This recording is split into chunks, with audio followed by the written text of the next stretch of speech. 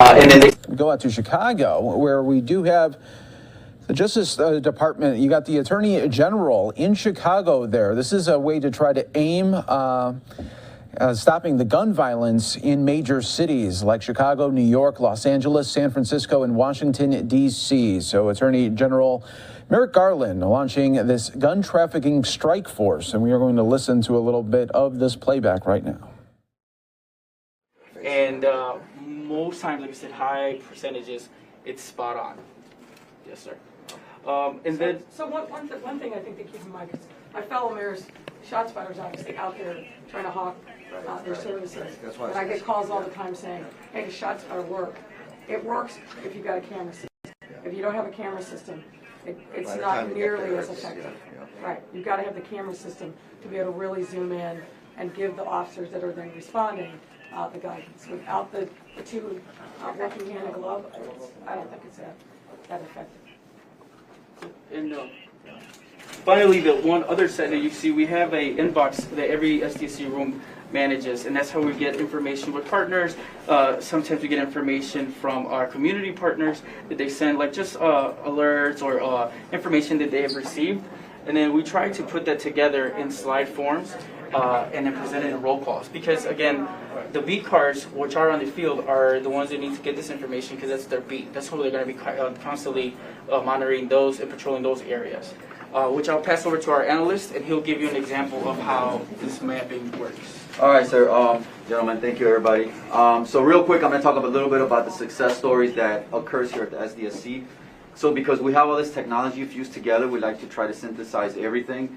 For example, in this particular case, this was back in October. I know it's a little bit dated, but the SDSC was instrumental in actually getting the cars at the proper location as soon as the shot spotter went off. And then they were able to direct, due to the cameras, specifically where the shooters were at this location and at this location, so that we had successful arrests. Particularly in this one right here.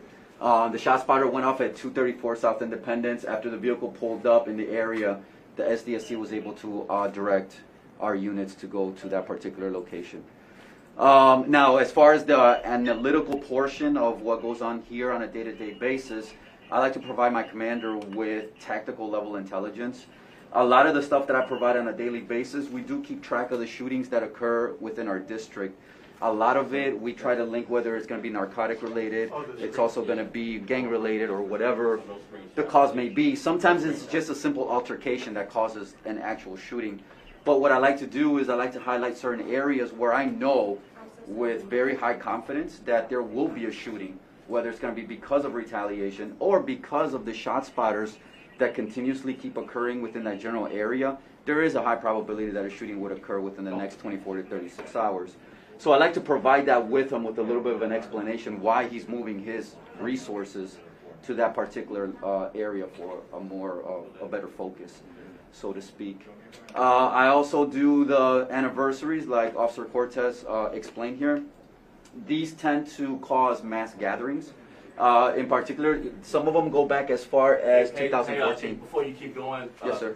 Just for the media, this is sensitive information. Some are juveniles, some are gang affiliations. We don't want publicly reported, okay? So just restrict information if you don't mind.